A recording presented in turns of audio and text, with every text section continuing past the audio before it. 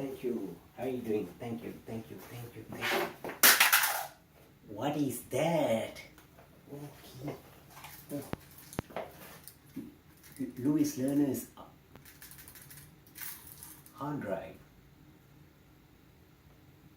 The time that IRS stopped backing up their data.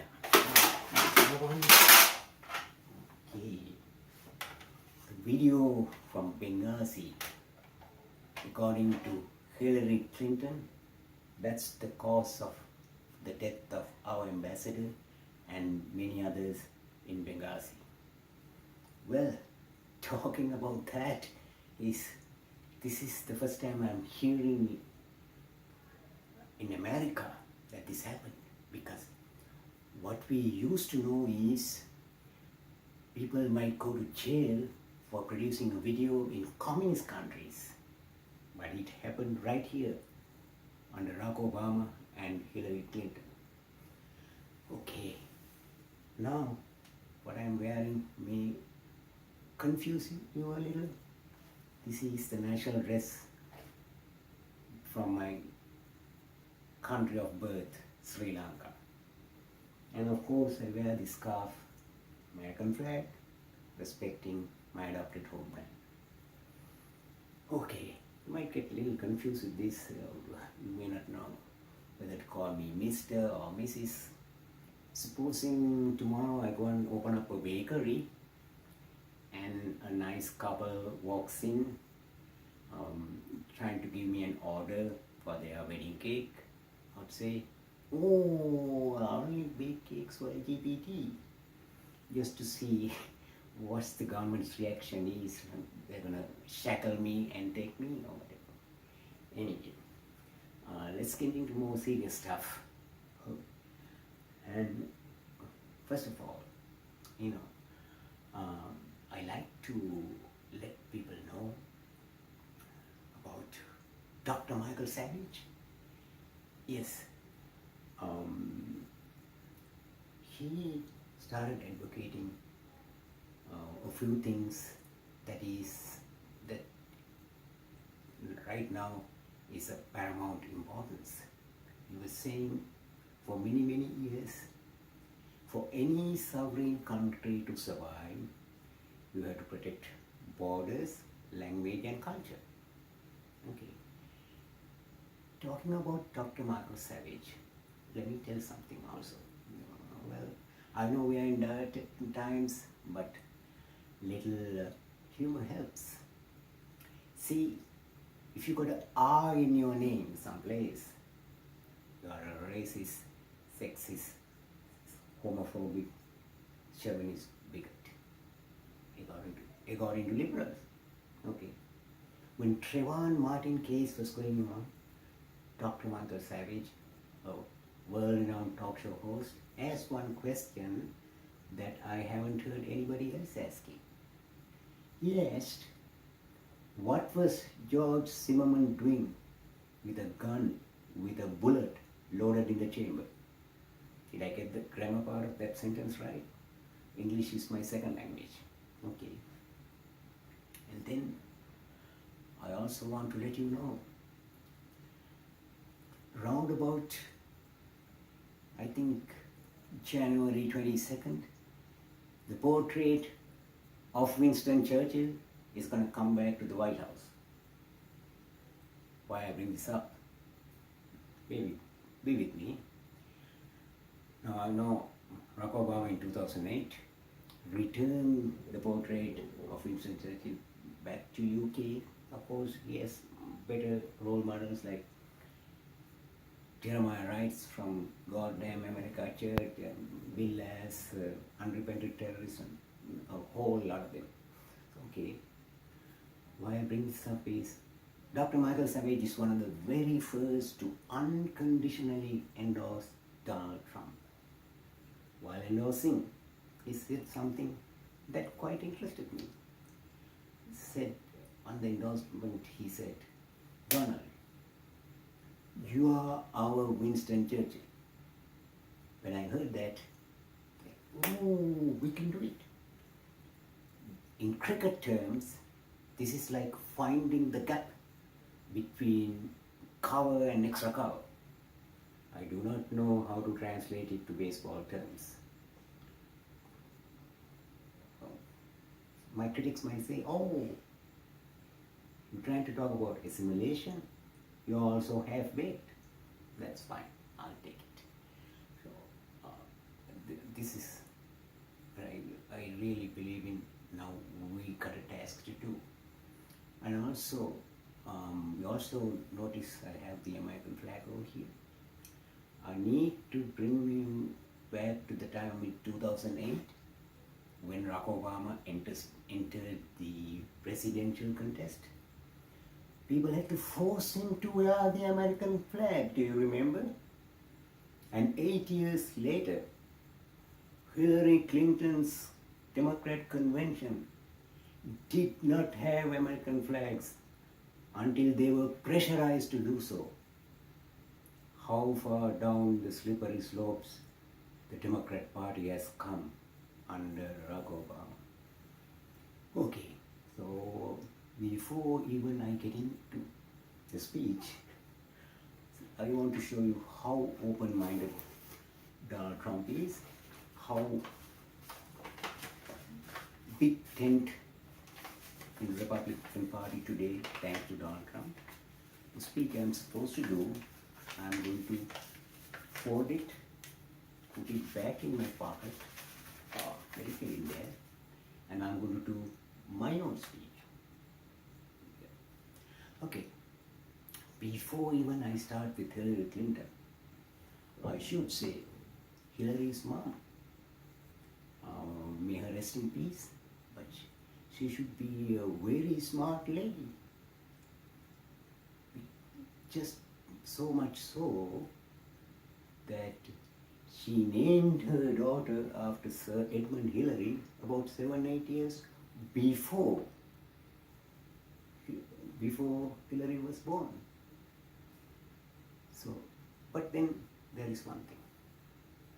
Like regular moms, like your mom and my mom, would tell the children, if you say one lie, you have to say 10 more lies to cover that one lie. Another 100 lies to cover that 10. Unfortunately, Hillary didn't learn that. And she keeps lying and lying and lying until she gets short-circuited. So my suggestion is, let us give her some time off for her to fix up her short circuits, whereas we elect Donald Trump to fix up the mess that's going to be left behind by Barack Obama, Joe Biden, and the club. Okay, now starting with Hillary Clinton. Okay, we have to see what she got to offer. Okay, from the very start. She's gonna, Madam Hillary Clinton, if you're gonna continue the apology tour of Barack Obama for the last 8 years, we don't want you. What difference can you make at this point? Okay, and talking about apologies, there's this accusation sort of that Donald Trump is not apologizing for anybody. Let's see now, what was it first? The Muslim community? No, he didn't apologize. Then Meghan Kelly, no apologies. How about our war hero, John McCain? He apologize for John McCain. Dr. Ben Carson, remember that belt thing that's going on? Talking about Dr. Ben Carson. I gotta let you know, in appreciation, what a magnanimous figure Dr. Ben Carson is. He spent no time turning down endorsing Donald Trump. And just imagine what a pleasant, highly achieved, highly accomplished person, was so unassuming and very harmonious, somebody who can bring everybody together. And I would like to ask this question. Who's going to bet that Dr. Ben Carson would not be one of our future potential presidents?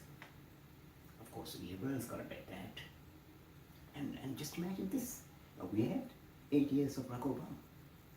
We instead had Dr. Ben Carson as our president for the last 8 years. What a nice place this would be, how respectful each segment of community would be to the other, and what loving, caring nation we would have been. Anyway, so no apologies. What was the next one? The judge of Malaysian origin, Mexican origin. Madam Clinton, hold on. I can mark where Malaysia in the map, and I can mark where Mexico in the map. So no apologies. Anyway, that might have gone on and on. My message is after 8 years of apology tours of Barack Obama, I'll take Donald Trump, who does not apologize for anybody. Okay. And then, if you're going to balance the budget, like Barack Obama balanced the budget for the last 8 years, we don't want it. And then, well, I got to tell something that was bothering my mind for some time. I was wondering why that conservatives,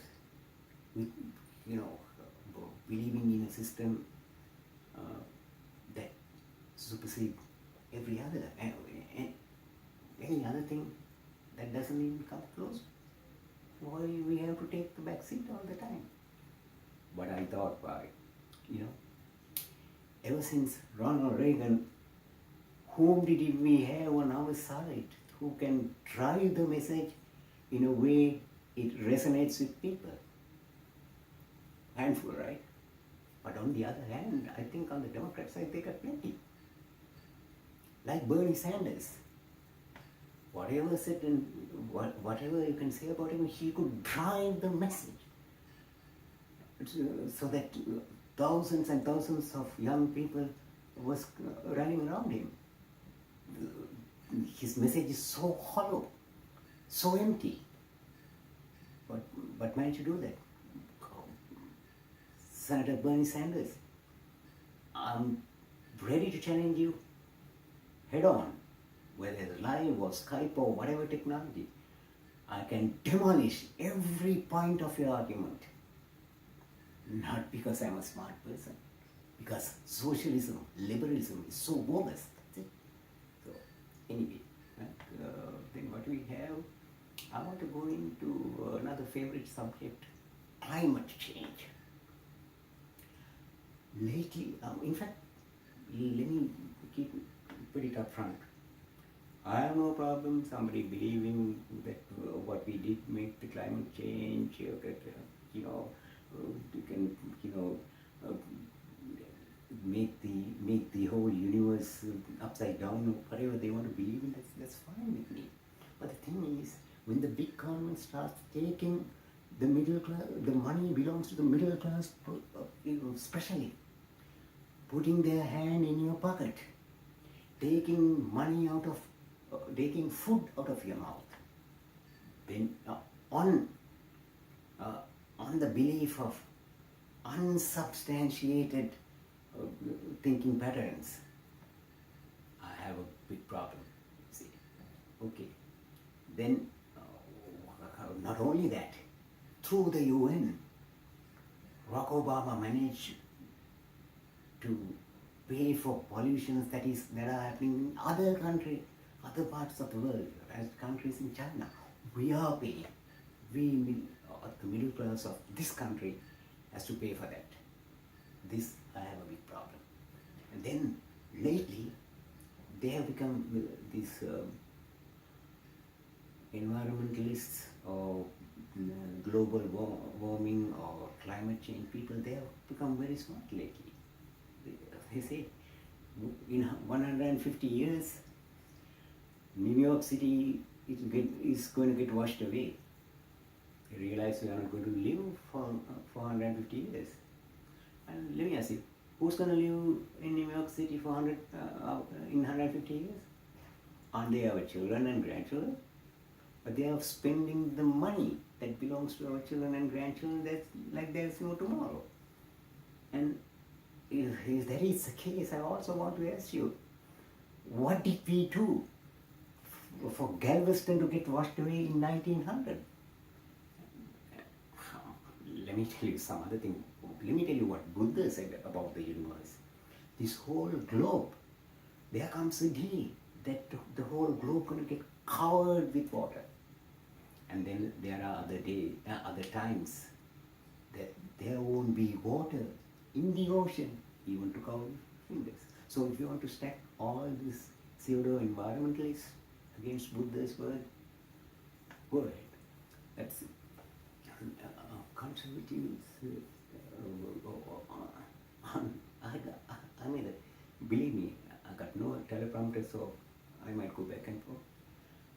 One other thing, I was talking about Bernie Sanders, but one thing that Bernie Sanders said, I have to say there's some truth in it. He said, "Oh, 2008 when Barack Obama took over, we were purging jobs, 800,000 jobs per month." I think there's some truth to that. But Comrade Bernie, why you tell only half the story? Have you heard of Community Reinvestment Act, initiated by Jimmy Carter and putting booster engines by Bill Clinton? Madam Secretary, that's your husband. And then, have you heard of subprime mortgage? Have you heard of Freddie Mac and Fannie Mae? I need to bring this up, and anybody can Google and check. September 2003, George Bush. The liberals allowed to call him an idiot, whatever. He said, Freddie Mac and Fannie Mae, they are not healthy institutions. They should be investigated. What did Barney Frank say? And gave the warning to Congress. But what did Barney Frank say?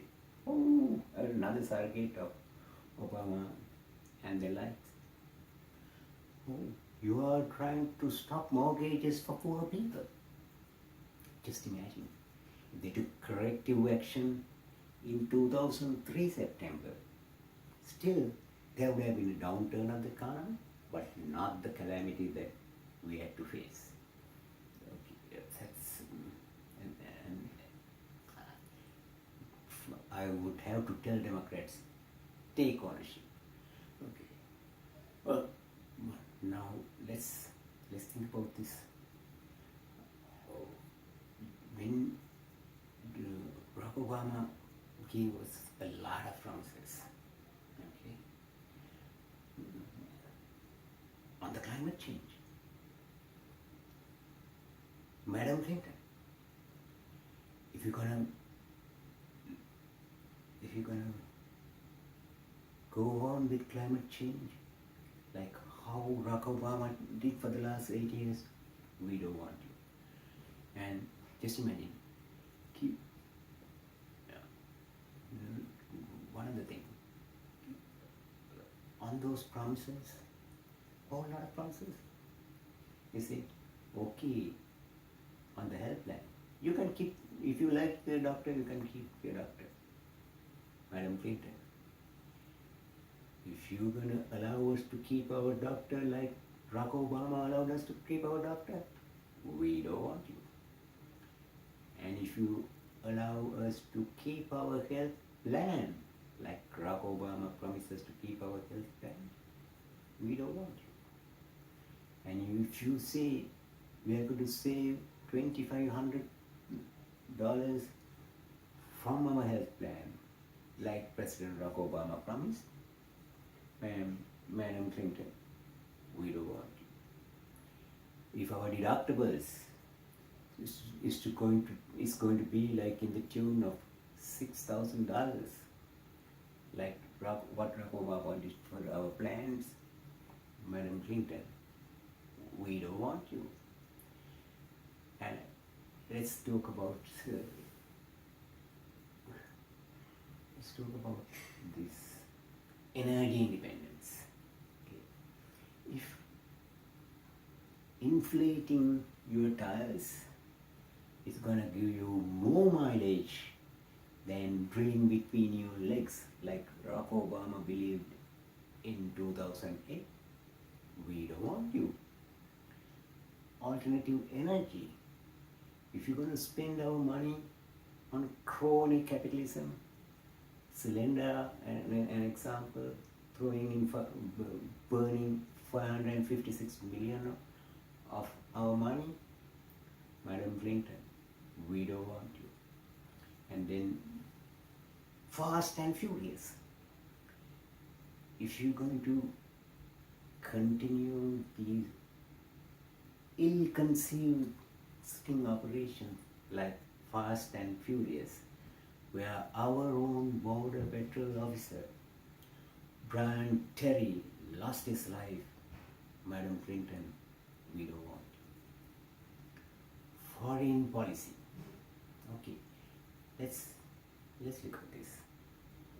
Going to Iraq, we cannot blame Barack Obama because he was not a part of it.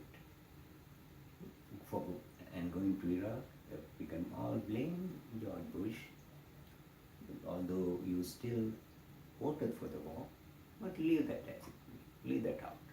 But how about withdrawing troops?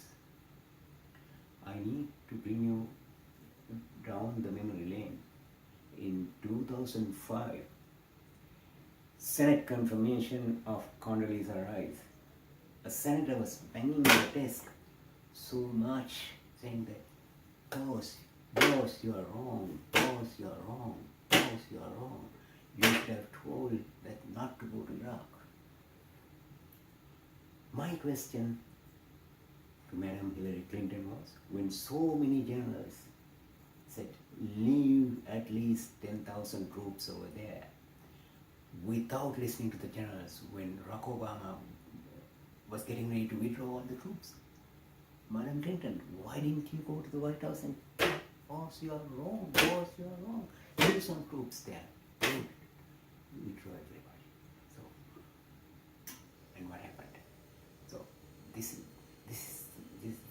that's Iraq. Egypt, though dictator, Mubarak was our friend. You just looked stunned until Mubarak was pushed out. In fact, Barack Obama was saying, oh, Mubarak must go. And then, Madam Clinton, why did you let this happen? Then you got Libya. Your fingers all over the place in Libya. There's no excuse that you can give about Libya. And Syria, Europe is gone with all the refugees, and we are confronted with a major crisis with Syrian refugees. So, Madam Clinton, Middle East, I would never say in any time that was peaceful, but you made it a fireball. So, if your foreign policy is going to continue like last 8 years, Madam Clinton, we don't want you. Okay, that's simple as that. And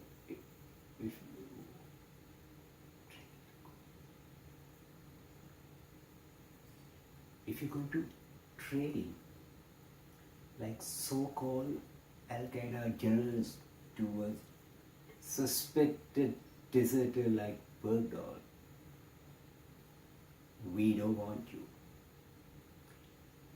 If you're going to continue the suicidal deals like giving 150 million for Iran with an assurance of in 10 years they are getting the nuclear bomb. Madam Clinton, we don't want you. So, on, if you are going to give nuclear, income and equality. Oh, this is very interesting.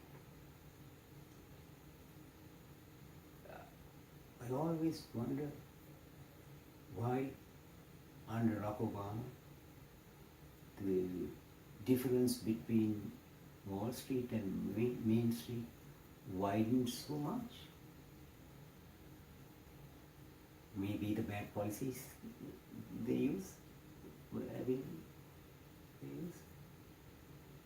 and quite interestingly, Senator Rand Paul brought up a very good point over there. He said, if you want income equality, go live in a place where the mayor is Republican and the governor is Republican, which in fact true. But Governor Christie, let me give you this warning. Unfortunately, I cannot put New Jersey in that category. Of course, you're going to give the excuse, I was given a bad stack of cards. But if you keep saying that, you are like Barack Obama. But, ladies and gentlemen, look around. Like,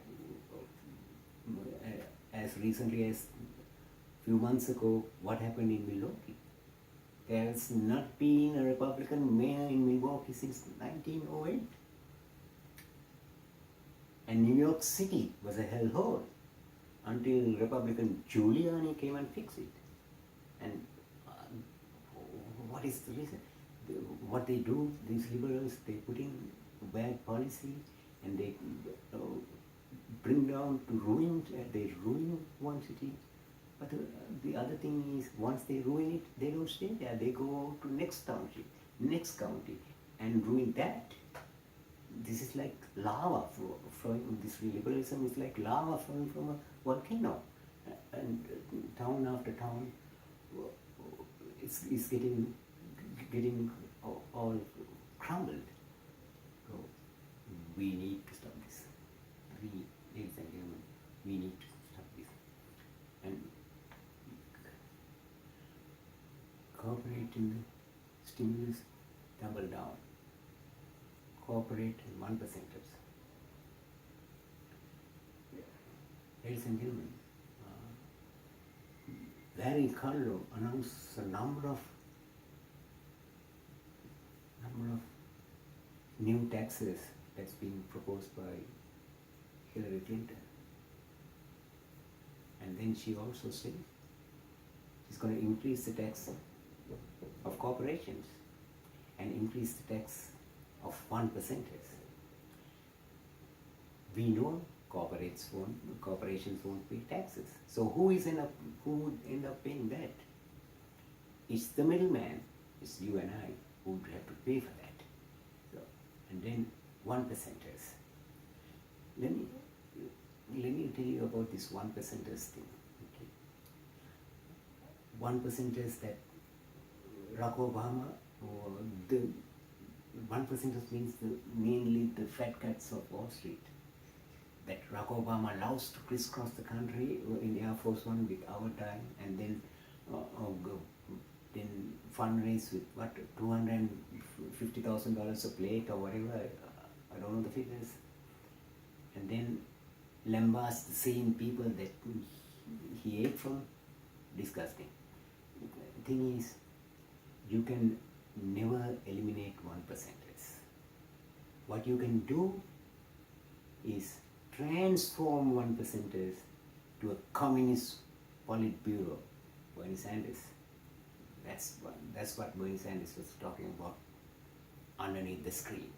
So, especially the young generation, don't be duped. Don't be hoodwinked. The road to hell is paved with good intentions. Always remember that. And so that's about the 1%ers. And when Barack Obama said, I'm going to use pen and phone. What should Republicans say? Oh, let's say, if you do that, we're going to impeach you. That's what Republicans will have.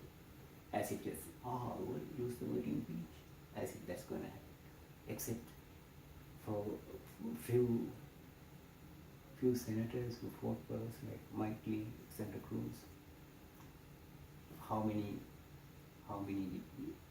did we have that? None, right? For fighting for us, how many did we have? None. This is the thing. Okay. And let's go on to the next one. National debt. If you're going to take care of the national debt like how Barack Obama took care of it for the last 8 years, we don't want you.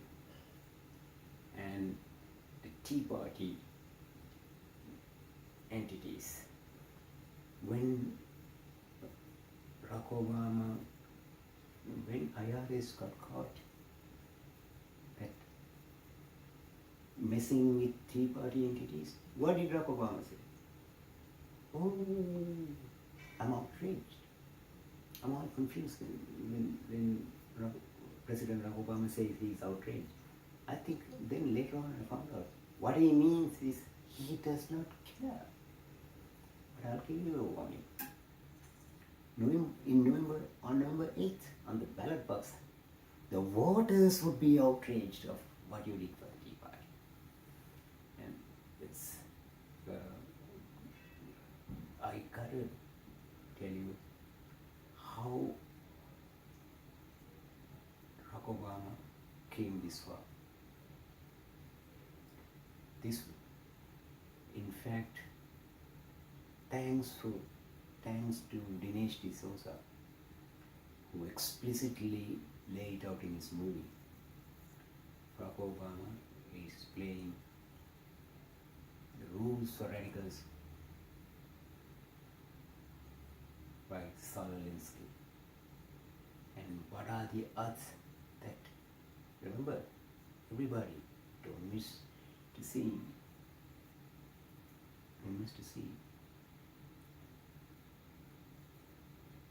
Hillary's America. And also 13 hours, the Benghazi story. Rules for radicals. And what is it means? What are the odds that Hillary Clinton will not continue with rules for radicals? Because she's supposed to have done her thesis on Solinsky. This is serious stuff.